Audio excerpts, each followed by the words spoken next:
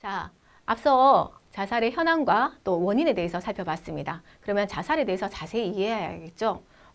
자살 알고 있는 거야. 뭐 사람이 죽는 거고, 네, 거기에 대해서 내가 이해할 필요가 있을까? 네, 여러 가지 현황과 원인에서도 살펴봤듯이 우리는 자살이 누군가의 목숨을 해하고 하는 게 아니라 스스로의 목숨에 대한 것들에 대해서 책임 소재, 이걸 따지는 것이라고 볼 수도 있고, 어떻게 보면 내 몸을 살리고 또 내 주변의 사람들과 함께 성장해가고 살아가기 위한 어떤 것들을 하기 위해서는 자살이라는 것들이 조금 더 구체화가 필요하다고 볼 수 있습니다. 그래서 자살에 대한 이해를 알아보도록 하겠습니다. 자, 자살의 오해와 진실, 앞서도 잠시 퀴즈로 말씀을 드렸는데요. 정말 죽고 싶은 사람, 정말 자살할 사람은 다른 사람에게 죽고 싶다는 의사를 표현하지 않을까요? 자살에 대해 이야기하지 않는 사람은 자살을 하지 않을 것이다 라고 이야기를 많이 합니다. 어떻게 생각하세요? 실제로 우리가 알아보면요, 자살로 죽은 사람의 70%에서 80%는 직간접적으로 다른 사람에게 그들의 의도를 드러냅니다. 그리고 이들 중 10%는 실제로 자살을 합니다. 자, 그러니까 다른 사람에게 의사를 표현하지 않는다는 것은 잘못된 진실이죠. 그리고 자살에 대해서 이야기하지 않는 사람은 자살을 하지 않을 것이라는 것도 잘못된 진실이라고 볼 수 있습니다. 두 번째는요, 자살에 대해서 말하는 사람은 단지 주의를 끌고 싶다. 즉, 이목이 집중되기를 원하는 사람이다 라고 생각하는 사람도 있다는 겁니다. 근데요, 자살에 관해 이야기하는 것은요, 관심을 끌기 위한 행동이 아닌 어떤 것, 나 좀 도와줄래? 나 좀 도와주세요 라는 행동이라는 거죠. 도움을 바라는 외침으로 경청하고 반응을 해야 한다는 겁니다. 하나 예를 들어서 설명을 좀 드릴까 해요. 저는 이렇게 상담 공부를 하기 전에 공부를 하면서 자원봉사를 한 적이 있어요. 생명의 전화라는 곳에서 24시간 전화상담 봉사를 하게 되었는데요. 하루는 저희가 맨날 직장 생활을 할 때였기 때문에 그때는 매번 밤에 새벽 시간에 전화를 받았는데 우연찮게 그날따라 토요일 날 휴가가 주어졌는 거예요. 그래서 그날 하루는 휴가를 내고 봉사를 하러 갔습니다. 낮 시간에 생명의 전화에서 전화를 받으면 어떤 일이 일어날까 사실 궁금하기도 하고 저는 어떻게 기대 반 이렇게 갔는데 한 몇 시간 전화를 받다가 한 통의 전화가 걸려옵니다. 전화를 받았더니 어떤 남자분이세요. 이야기하시는 게 자신은 어느 지역에 살고 있는 제가 살고 있는 지역이 아니었어요. 어느 지역에 살고 있는 50대의 남자분이라고 말씀을 하시면서 조금 긴 침묵을 하신 후에 이 전화를 마지막으로 제가 죽으려고 합니다 라고 했습니다. 갑자기 당황스러운 거예요. 어떻게 대처해야 되지? 뭐라고 말을 해야 되지? 생각이 나지 않는 겁니다. 그래서 저희 그 생명의 전화 사무실에는 전화 받는데 옆에 면 위급 순간에 호출을 할 수 있는 버튼이 있거든요. 그걸 눌러놓고 우선은 침착하게 전화를 받으려고 애를 썼습니다. 선생님, 왜 그런 생각을 하세요? 지금 이렇게 전화를 하신 거 보면 어떤 사연이 있으실 것 같은데 그 사연을 이야기해 주실 수 있을까요? 제가 좀 들어드리면 그런 마음이 좀 가실 수도 있고 또 이런 생각이 어떻게 보면 이야기를 통해서 문제도 해결될 수 있을 것 같아요 라고 이야기를 하면서 차분히 듣기 시작했습니다. 네. 어떤 사연인지 끝까지 말씀을 못 드리지만 이분과 1시간 정도 대화를 했고요. 그 사이에 사무실에서는 위기 체계를 찾아서 제가 이야기를 하면서 그분이 대충 어느 지역에 있는지 어느 위치에 있는지를 추려서 그쪽에 사람 경찰들을 호출하기도 했습니다만 1시간 통화 후에 그분이 이런 말씀을 하시는 거예요. 선생님, 제 이야기를 마지막으로 들어주셔서 너무 감사합니다. 이제 죽으러 가도 될 것 같아요 라고 하시면서 전화를 끊는 거예요. 저는 선생님 기다려주세요. 선생님 잠깐만요. 외치는 순간 그분의 전화기는 뚜뚜뚜 하고 끊겨버렸어요. 제가 자살 예방 강의를 하게 된 이유이기도 하고 어떻게 보면 그것 때문에 한동안은 제가 이 공부를 계속 해야 되는지 또는 상담, 다른 사람을 도움을 줄 수 있는지에 대해서 저 스스로가 너무나도 많은 의문을 가지게 되면서 한 2년 동안은 공부를 하면서도 저는 앞에 나서거나 하는 일들을 그냥 공부만 할 거야라고 생각을 하면서 지내왔던 경험이 있습니다. 그 뒤로 한 달 동안은요, 신문의 부고란, 그러니까 누군가가 죽었다, 어느 지역에 죽었다라는 이 부고란을 하루도 빼놓지 않고 봤고요. 6개월 동안 그분의 그 마지막 말이 머릿속에서 떠나지 않는 거예요. 너무 힘들어하니까 저희 교수님께서 이런 말씀을 하시더라고요. 앞서 오해와 진실의 1번에 있는 것처럼 그 정도로 다른 사람에게 말을 할 수 있는 사람 같으면 꼭 죽는다는 보장이 없다. 어쩌면 그렇게 말을 하고 돌아서서 그 사람은 살아 있을 수도 있다. 그런 사람들을 더 도와줄 수 있는 사람이 될 수 있도록 더 열심히 공부해라 라고 말씀을 하셨어요. 물론 그 말씀이 위로가 되기도 했지만은 늘 한켠에는 지금도 마찬가지예요. 그분이 과연 지금 어쩌면 우리 나라 안에 살고 계실까 한 번씩 생각이 나고 이런 강의를 할 때마다 떠오릅니다. 자, 그렇기 때문에 이만큼 자살이라는 것은 많은 영향력을 미치고 있다는 것을 제 몸소 체험했고 여러분들도 한번 주변의 이야기를 들어본다면 더 잘 이해를 하실 수 있을 거라고 생각합니다. 세 번째, 자해와 자살에 대한 오해와 진실. 자살하는 사람들은 죽음에 대해 항상 몰두하고 있다. 어떠세요? 그렇게 생각할까요? 누구나 맨날 죽음에 대해서만 생각하고 있을까요? 그렇진 않습니다. 아무런 경고 신호 없이요 죽음에 몰두하는 사람은 매우 적다고 통계 발표에 나오고 있습니다. 대부분의 사람들은요 죽기를 원하는 것이 아닌 지금 현재 자신이 겪고 있는 이런 심한 고통이 지금 끝나기를 바라는 것에서 죽음에 대해서 생각을 하긴 하지만은 매 순간 몰입해서 자살을 생각하지는 않는다는 겁니다. 또한 네 번째로 한 번 자살 시도를 하면 자살 위험성은 영구히 사라진다. 과연 그럴까요? 자살을 시도를 한다는 자체가 한 번 했다고 사라진다면 우리는 이렇게 큰 걱정을 하지 않겠죠. 그것을 말릴 수만 있다면 이 친구는 충분히 살 수 있다고 생각할 수 있겠죠. 그런데 그렇지 못한 경우가 많습니다. 과거에 자살 경험이 있는 사람은요. 자살의 재시도 확률이 매우 높습니다. 제가 만난 친구 중에 여학생인데요. 이 친구는 제가 상담하는 중간에 만났어요. 학교 폭력으로 인해서 매우 힘들어하면서 학교를 자퇴한 친구입니다. 집에 있으면서도 너무 힘들었고요. 또 남자친구와의 관계도 멀어지고 이 주변에 있는 모든 것들이 자신을 부정하고 자신을 좋지 않게 본다는 이러한 생각들이 이 친구에게 너무나도 컸습니다. 그래서 이 친구가 약물로 자살 시도를 했어요. 근데 약을 먹고 나서 저한테 전화가 오는 거예요. 선생님 저 약을 얼만큼 먹었는데 아파서 미치겠어요. 그 소리를 듣자마자 저는 상담을 하다가 중간에 그 친구 집으로 가서 이 친구를 데리고 병원에 데려가서 위세척을 시켰습니다. 그게 첫 번째였어요. 며칠 뒤에 새벽에 다시 전화가 왔어요. 선생님 저 또 약 먹었어요. 그 약 어디서 구했니? 라고 하니까 약국을 몇 군데 돌아다녀서 구했다는 겁니다. 여기서 이 약은 어떤 거냐면 수면제라는 이런 약이 아니라요. 진통제였어요. 학교 친구들 말로 주변에 있는 친구들이 이런 이야기를 했다는 거예요. 아스피린이라든지 타이레놀이라든지 이런 약들을 많이 모아서 한꺼번에 들이키고 술이나 또는 콜라로 마시면은 죽는다 라고 이야기를 해줬다는 거예요. 그날도 그래서 새벽에 달려가서 이 친구를 위세탁을 생겼습니다. 그리고 보름 정도 뒤에 다시 한번 이 친구에게 새벽에 전화가 오게 됐어요. 그 사이에 물론 부모님께 또 부탁을 드려놓고 또 주변에 이 친구의 지지체계, 친구들에게도 부탁을 다 해놨지만 이 친구가 또 한 번의 자살 시도를 하게 됐습니다. 그때 어떻게 이 친구가 이 자살에서 벗어나는 하나의 계기가 생겼습니다. 재시도의 확률이 매우 높다는 것은 방금 사례로 설명을 드렸었고요. 이 친구가 이런 재시도를 하지 않는 방법 한 가지였습니다. 이 친구가 전화 왔을 때 이번에는 제가 어머니께 전화를 드렸어요. 왜냐하면 그때는 저도 그 새벽에 나갈 수 있는 상황이 아니었습니다. 그래서 어떻게 하냐면 어머니한테 먼저 병원에 앰뷸런스를 불러달라고 말씀을 드렸어요. 아니면 저라도 부르겠다고 전화를 드렸더니 어머니께서 하시는 말씀이 죽도록 아파봐야지만 다시는 안 한다. 어머니 그러다가 위험하면 어떡해요? 라고 말씀을 드렸더니 선생님께서 말씀하셨잖아요. 지난번에 병원에서도 의사 선생님도 같은 말을 하셨잖아요. 이 약 먹고 죽지는 않는다. 단지 매우 아파서 고통을 느낄 것이다. 라고 이야기를 하셨다고. 그래서 이 친구를 두려고 한다고. 그냥 아파봐야 정신을 차린다고.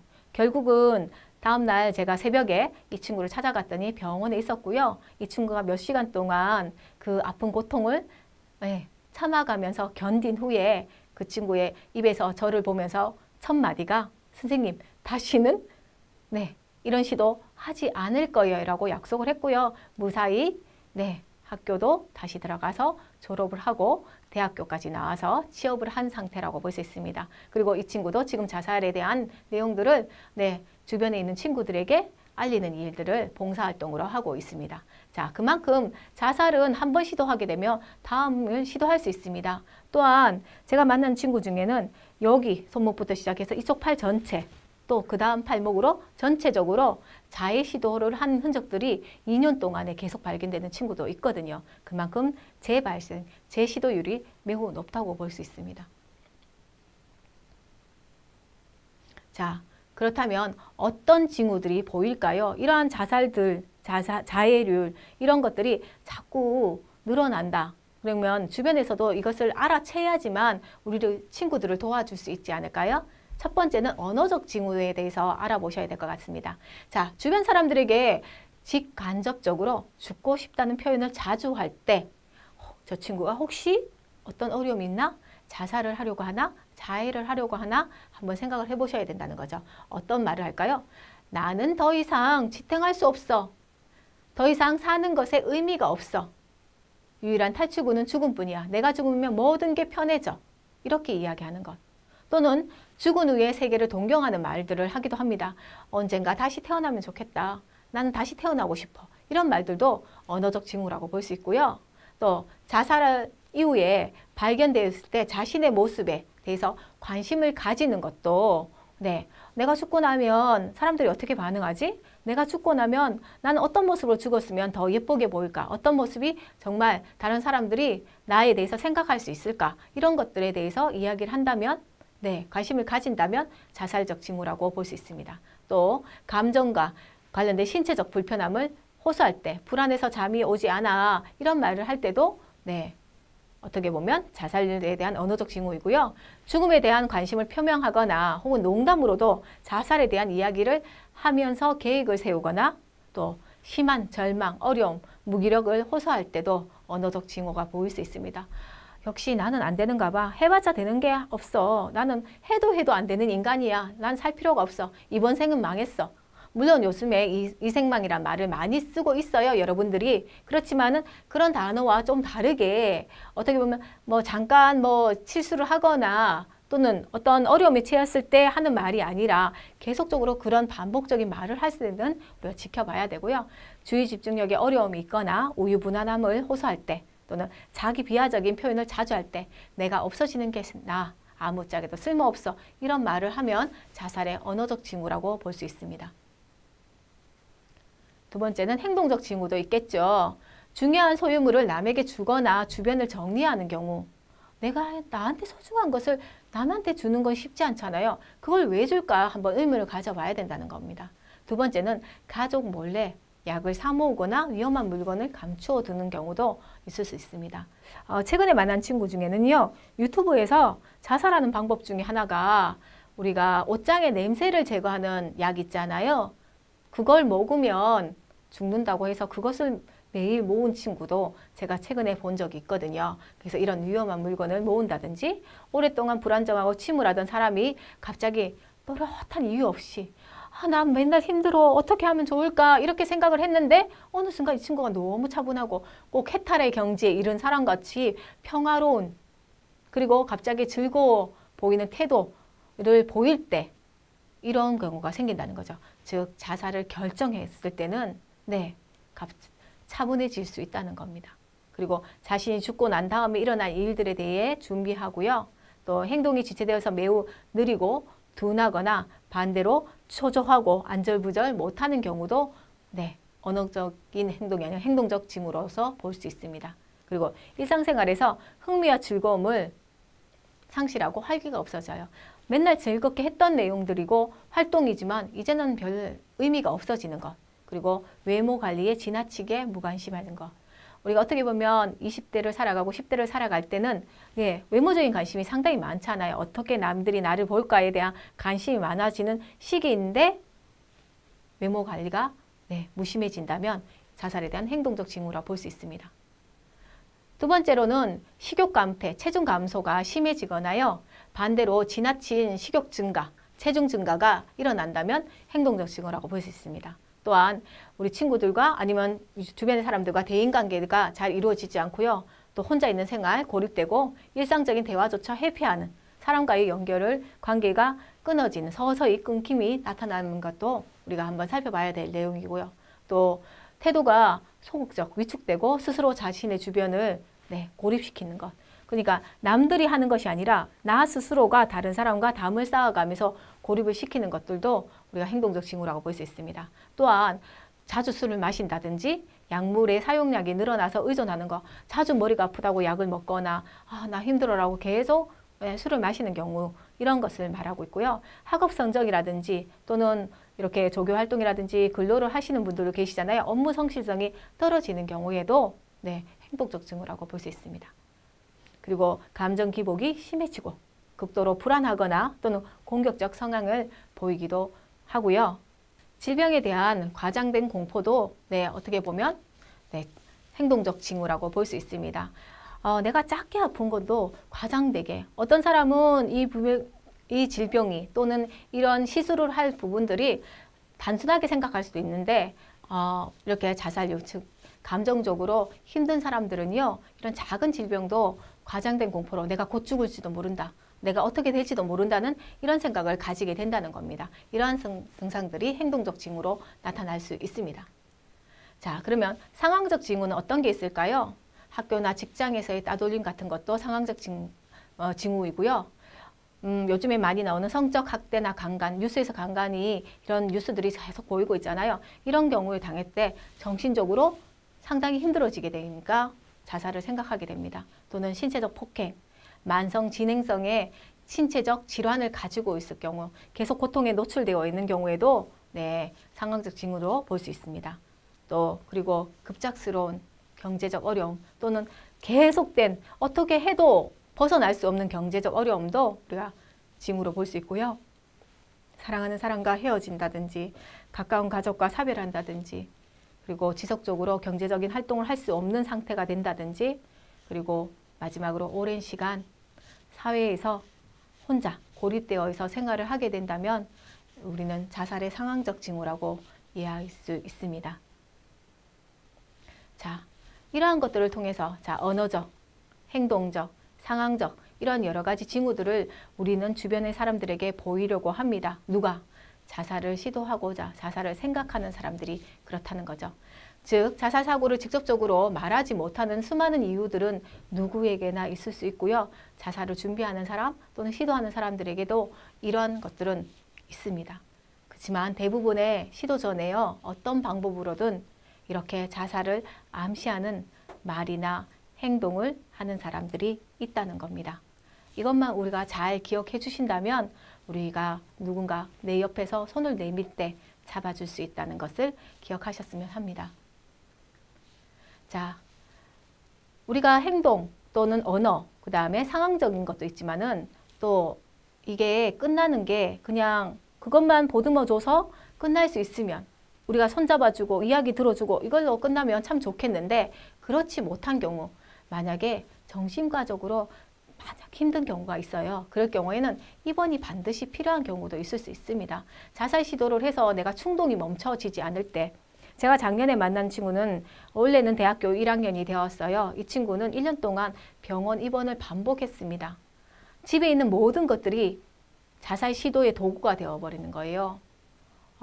그냥 작은 플라스틱 조각으로도 손목을 끊거나 목을 끊어버리거나 또는 밧줄, 그냥 노끈, 택배 상자에서 나온 택배 상자 쓰레기통에서 끈을 주워서 갖다 놓고 목에 매기도 하고요.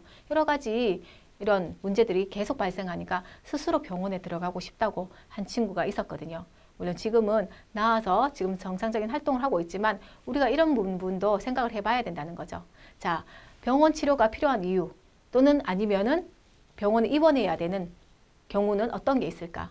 이전에 자살을 시도한 적이 있는 경우에는 그 충동을 자신 스스로가 조절하지 못할 경우에는 입원을 해보는 것도 하나의 방법이고요. 특히 정신장애, 중한 우울증이라든지 조울, 정신분열증 같은 게 있는 경우에도 입원을 하는 것이 치료에 좋은 효과를 줄 수 있습니다. 그리고 가족력이 있는 경우라든지 아니면 심한 절망감, 그리고 내가 나 스스로를 제어하지 못하는 충동적이고 공격적인 성향이 있는 경우에도 입원이 필요하고요. 또 정신과 치료의 접근성, 그러니까 내가 병원에 가서 약을 받아가면서 이렇게 치료를 할 수 있는 접근성이 떨어진 경우에는 결국은 입원을 해야 되겠죠. 그리고 대인관계나 사회, 직업, 재정적 상실이 심각한 경우라든지 만성 통증, 치명적 수단에 접근이 용이한 경우에는 혼자서 아니면 가족들이 어떻게 대처하기보다는요. 입원을 하는 것이 어떤 때는 좋은 방법이기도 합니다. 왜냐하면 아까 예를 든 그 친구 같은 경우는 항시 집안의 모든 물건을 가지고 또는 바깥에 잠깐 나갔을 때 그런 물건들을 가지고 온다는 거예요. 자신이 자해를 시도하거나 자살을 시도할 수 있는 도구를 가지고 오기 때문에 가족들이 늘 불안에 시달리고 2차, 3차 가족들마저도 정신적으로 힘들어지는 경우가 생기기 때문에 이런 경우에는 스스로 어떻게 보면 판단을 해봐야 되고 가족들도 판단을 해서 정신과에 요청을 하는 것도 하나의 방법일 수 있습니다. 자, 이제 마지막 대처 방법에 대해서 알아보도록 하겠습니다. 자, 아까 정신과에 입원을 해야 된다, 아니면 또 정신적인 치료가 필요하다, 그런 것들은 정신적인 질병이기 때문에 또는 자신이 스스로 통제하고 조절하지 못하는 경우에는 이것을 해야 된다고 말씀을 드렸습니다. 구체적으로 살펴보면 일반적으로 정서적인 측면에서 우리는 자살을 예방을 해야 되는데요. 우울증이 온다면 어떻게 해요? 예방할 수 있도록 우리가 치료를 해야 된다는 겁니다. 우울증은 치료가 가능한 병이라고 보면 됩니다. 그런데 이것을 방치하게 되면 어떨까요? 치료가 안 되고 만성적인 우울증, 중증 우울증으로 가게 되면 자살률을 높일 수 있다는 게 앞서 말씀드린 내용들입니다. 자, 보시면 아시겠지만 항우울제를 복용 후에 자살 시도가 감소하는 것을 수치적으로 나타내는 연구 결과가 있었어요. 물론 예전이지만 지금도 마찬가지입니다. 그래서 처방 약물을 복용하면 자살 시도를 했던 199명에서 자살률 335명 중에 보시면 이런 약을 먹었을 때, 특히 항우울제를 먹었을 때 어떨까요? 급격하게 줄어든 모습들을 볼 수 있잖아요. 그래서 이것들이 우리가 정서적으로 많이 힘들다면 굳이 이렇게 회피하지 마시고 병원에 가는 게, 정신과에 가는 것들이 중한 문제라고 생각할 수도 있는 사람도 있습니다. 물론 예전에는 정신병원에 간다는 자체를 좋게 보지 않는 사람들도 많았어요. 그렇지만 이제는 그런 생각을 좀 벗어나서 내가 좀 더 긍정적인 사회생활을 하기 위해서도 필요한 부분이 정신과적인 면이 있을 수 있고 상담적인 면이 있을 수 있거든요. 그런 쪽에서 우리가 다시 한번 생각을 해보셔야 된다는 겁니다. 자, 우울증 얼마나 흔할까요? 일생 동안에 5명 중 1명이 우울증을 경험한다고 합니다. 즉, 우리는 코로나 같은 것은 아니지만은 감기처럼 기침을 톡톡 하는 것처럼 마음의 감기를 앓고 있는 사람이 많다고 볼 수 있습니다. 감기도 우리가 약국에 가서 약을 사 먹어서 치료를 하잖아요. 그런 것처럼 우울증도요. 처방을 받고 약을 먹으면서 충분히 조율이 가능하다는 겁니다. 그러면 언제 우울증을 의심해야 될까요? 내가 왜 우울증이라는 것을 내가 진단할 수 없는 경우도 생길 수 있어요. 물론 내가 힘들어서 병원에 갔을 때는 벌써 스스로가 우울증, 주변에서 뭔 말을 했기 때문에 여기 왔는 거잖아요. 그렇지만 그 전에라도 혹시 내가 라는 생각을 한번 해볼 수 있는 게요. 뭘 해도 우울한 기분이 벗어나지 않을 때, 그리고 어떤 일을 해도 재미가 없고 귀찮고 이럴 때, 그리고 앞에 맛있는 음식이 있어도 목구멍에 잘 넘어가지 않거나 음식의 맛이 떨어지거나 먹고 싶은 생각이 적어질 때, 그리고 우울한 기분과 흥미 상실이 이어지면 어떻게 해요? 무언가를 시도하거나 하는 것들이 줄어들게 되면서 무기력감에 빠지게 되죠. 이런 무기력감은요. 아무것도 하고 싶지 않아. 가만히 누워만 있고 싶어. 가만히 있고 싶어. 나를 누구도 건드리지 않았으면 좋겠어 하는 감정까지 생기게 하고요. 또는 수면 장애를 일으키기도 합니다. 밤에 잠을 잘 못하고 또는 자주 깨고 꿈을 꾸고 그리고 그 꿈들이 깨어나지 못하고 이런 수면 장애를 일으킬 때도 우리가 생각해 봐야 되고요. 또는 내가 갑작스럽게 어느 순간에 내가 자각했는데 내가 자살을 시도하고 있거나 자해를 시도하고 있다고 생각이 들고 하고 있는 행동을 내가 느꼈을 때, 인지했을 때 우울증에 대해서 생각을 해봐야 된다는 겁니다. 즉 우울한 기분, 흥미상실, 식욕저하, 무기력감, 수면장애, 자살 같은 자해 같은 행동을 했을 때는 우리가 한 번쯤은 병원에 가서 진단을 하거나 아니면 상담을 받아보는 것이 도움이 될 수 있을 거라고 봅니다. 자, 우울증 환자의 특징은 이런 겁니다. 내 탓. 모든 것이 내 탓이요, 내 탓이요. 옛날에 어른들이 보면 드라마에서 아이고 우리 애가 잘못해도 내 탓이다. 남편이 잘못해도 내 탓이라고 하시는 어르신들 볼 수 있잖아요. 이렇게 모든 것을 자기에게 받아들이면 자신은 어디에 배출할 데가 없잖아요. 그렇기 때문에 우리가 내 탓이라는 사고방식은 우리가 지양해야 되고요. 앞으로 영원히 잘 안 풀릴 것이다. 온 세상은 역시 부정적이야. 역시 안 돼. 또는 이번 일은 일반적이며 반복이 될 거야. 역시 나의 실패는 이번으로 끝나지 않아. 또 될 거야. 또 이런 일이 발생할 거야 라고 생각을 한다는 겁니다. 그리고 이번에 잘 된 것은 운이야. 다음에는 그럴 거 없어. 자신이 잘 된 것까지도 부정하게 되는 것들이 우울증 환자의 특징적 사고라고 볼 수 있습니다. 그렇다면 앞서도 말씀드렸다시피 치료할 수 있다. 어떻게? 요즘에는 이렇게 약물치료, 광선치료 뭐 여러 가지 전기경련, 신부경 2개, 자극술 같은 것도 있고요. 또는 상담으로도 치료할 수 있습니다. 개인 상담, 식당 상담, 인지시 상담, 행동치료를 통해서 여러 사람들이 같이 모여서 나와 비슷한 증상을 가지고 있고 또는 나는 어떻게 극복했고 하는 이야기를 하면서도 치료할 수 있고요. 또 마지막으로 어떻게 해요? 규칙적인 운동이라든지 균형 잡힌 식사, 충분한 휴식을 통해서도 우리가 우울증을 치료할 수 있습니다. 즉, 한 가지만 해서는 안 되고요. 이 같이 복합적으로 하면 더 좋은 효과를 보여줄 수 있다고 합니다. 그래서 여기서 빠진 게 햇빛도 보고요. 또 다른 사람과 대화하는 것들이 필요한데 이런 다른 사람과 대화는 상대방이 있으면 좋겠지만 없더라도 누군가와 대화하듯이 이야기를 하거나 그렇게 하면 어떤 사람은 이렇게 이야기하겠죠. 사람도 없는데 대화하면 저 사람 미친 사람 아니야 라고 생각할 수도 있겠지만 그런 게 아니라 내가 어떤 이야기를 누군가에게 하듯이 이야기하다 보면 내 안에 있는 감정들을 쏟아낼 수 있기 때문에 가능하다는 겁니다. 그래서 우울증 치료는 이렇게 3가지를 통해서 치료를 할 수 있고요. 이런 치료는 결국 자살을 줄일 수 있는 하나의 기제가 될 수 있습니다. 자, 대처 방법으로 또 하나의 좋은 방법은 병원에 가서 우울증 치료를 하거나 병원에 치료를 받는 것, 또 상담을 통한 것, 또는 운동이나 이런 것도 할 수 있지만 여러분들이 쉽게 할 수 있는 것. 그거는 본인이 해야 되는 거잖아요. 근데 만약에 그런 생각을 하는 내 친구, 아니면 내 가족, 내 주변 사람이 있다면 어떻게 해주면 좋을까? 가장 좋은 방법은 듣기라는 경청의 방법입니다. 그 경청의 방법이 우리 친구에게 도움을 줄 수도 있고요. 또 우리 친구를 구할 수 있고 내 가족을 보호할 수도 있습니다.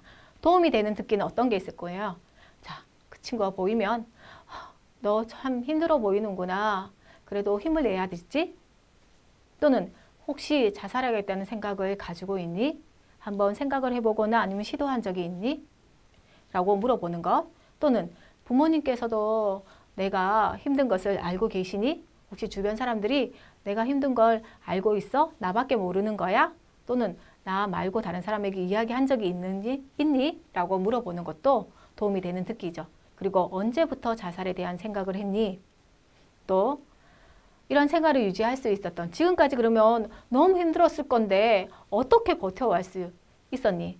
그런 힘은 어디에서 나왔니? 라고 질문하는 것도 하나의 방법이고요.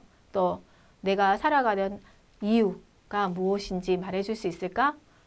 어떻게 하면 이 생활을 더 유지할 수 있는지도 한번 이야기해 줄 수 있을까? 또는 나에게 너의 생각을 말해주어서 정말 고맙다. 우리 힘들게 이야기한 친구에게 그 이야기가 정말 고맙다고 표현해 주는 것. 자, 이 질문들 어때요?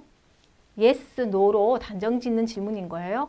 그렇지 않다는 거죠. 힘들어 보이는구나 라고 인정을 해주고 혹시 자살하겠다는 생각을 한 적이 있는지 구체화된 질문, 그리고 지지체계가 있는지 언제부터 했는지, 그리고 살아야 되는 힘, 그리고 이유, 그리고 여태까지 버틸 수 있었던 힘이라든지 에너지는 어디에 있었는지, 그리고 그런 생각에 대해서 말해준 것에 대한 고맙다로서 도움이 듣기를 하는 것도 여러분들이 주변 사람을 도와줄 수 있는 방법이 되기도 합니다. 또한 도움이 되지 않는 듣기도 있죠. 힘겹게 내 친구가 나 너무 힘들어, 살고 싶은 생각이 없어 라고 이야기를 합니다. 그래서 처음에는 잘 들어주죠. 왜 그런 생각해? 너 멋져. 너 지금까지 잘해왔어 라고 이야기하면서 그 친구 이야기를 듣다가 이렇게 하는 거죠. 자살에 대한 옳고 그릇된 가치관. 야, 네가 그렇게 생각할 필요가 없지. 네가 그렇게 생각한다고 달라지는 게 있어? 뭐 이런 식으로 그릇된 판단이라든 가치를 종용한다는 것. 그런 것들. 그건 누구의 생각이에요? 즉, 들어주는 나의 생각이고 이 친구의 입장에서는 그렇지 않다는 겁니다. 그리고 비난이나 비판. 야, 뭐 그런 것 가지고 죽을 생각을 하냐? 이렇게 이야기한다 하면 이야기 꺼낸 사람의 입장에서는 어떨까요? 자기 너무나도 속상하고 힘들어서 어렵게 꺼냈는데 비난이나 비판을 받는다면. 그리고 이야기를 했더니 야, 그런 이야기를 왜 내한테 하는데? 왜 내한테 이런 이야기를 나한테 하냐고. 난 이런 소리 듣기 싫어 라고 이야기를 한다면. 그리고 들어주다가도 야, 뭐 그런 거 가지고 또 하면서 언성을 높이거나 하는 것들, 그런 화냄, 그리고 충고하는 말투, 그리고 주관적인 이 친구의 생각이 아니라 이야기를 듣는 사람의 주관적인 생각을 강요하면서 야, 나는 야, 지난번에 그런 경우 있어도 그냥 넘어갔어. 대충 좀 넘어가고 살면 안 돼? 이거는 본인의 생각이죠. 이 친구의 입장에서는 사실 어려운 일이라고 볼 수 있습니다. 자, 그래서 도움이 되지 않는 듣기, 이런 것들을 주의해 주면 좋겠고요. 그래서 적극적인 경청을 할 때는 어떻게 옳고 그름을 판단하지 않고요. 충분한 공감을 표현하면서 경청을 할 수 있는 것들이 중요합니다. 특히 경청에서는 언어적 표현, 정말 힘들었겠어요. 당신의 마음을 이해합니다. 네, 그렇군요. 그래서 힘드셨군요. 이렇게 하면 조금 더 딱딱하겠죠? 여러분 말로 야, 정말 힘들었겠어. 진짜 나도 속상한데 네 마음 정말 이해할 수 있겠다. 많이 힘들었겠다. 그래, 그랬네. 야, 조금 더 힘내보자 라고 이야기하는 이런 표현들이 필요하겠죠. 또 비언어적 표현은 어떻게 해야 할까요? 시선이나 자세를 친구가 힘들어서 이야기하고 있는데 그래, 팔짱 끼고요. 충분히 뒤로 잡혀져서 이렇게 이야기하거나 시선을 마주치지 않거나 또는 회피하고 스마트폰 보면서 계속 이야기해봐. 그래서 이렇게 이야기한다면요. 좋지 않다는 거죠. 그래서 시선이나 자세를 상대방 쪽으로 향하고요. 조금 이렇게 숙여주는 게 좋겠죠. 너에 집중하고 있다는 걸 보여주는 게 필요하고요. 친구가 이야기할 때 고개를 끄덕이면서 그래, 정말 힘들겠다.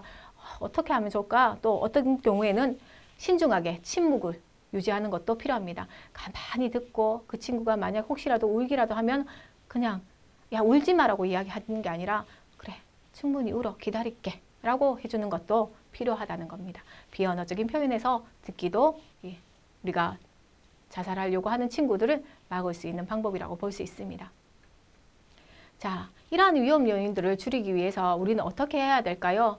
위험 요인을 줄이기 위해서는 이러한 감정을 가진 친구들이 갑자기 이렇게 충동이 일어날 수 있기 때문에요. 줄일 수 있도록 노력하는 것이 필요합니다. 우리가 자살을 생각하는 친구들은 여러 가지 요인들이 복합적으로 만들어져 있어요. 근데 많은 친구들이 혼자 해결하려고 하고 그것이極端적인 선택, 즉 자살로 이어질 수 있기 때문에요. 이러한 위험 요인들을 줄일 수 있도록 우리 주변에서 관심을 가지고 이야기를 들어줄 필요가 있습니다.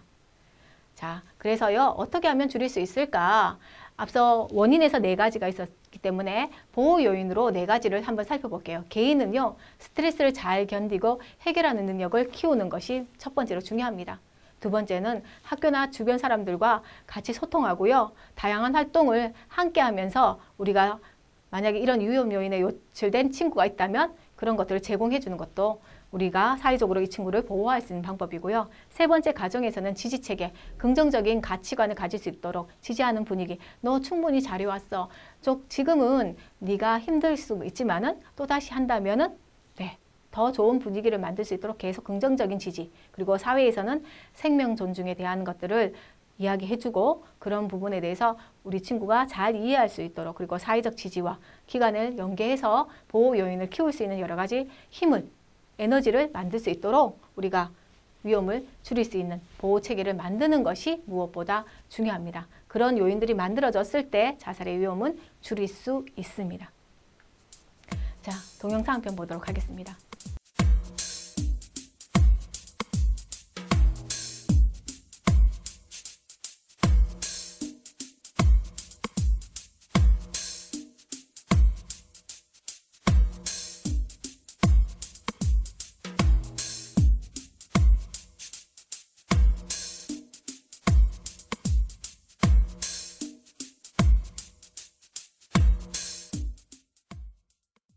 자, 보시면 아시겠지만 누구나 손을 내밀어주는 한 사람만 있다면 또 다른 사람을 구할 수 있습니다. 그렇지만 여러분들이 그런 것들에 대해서 잘 모를 때는요.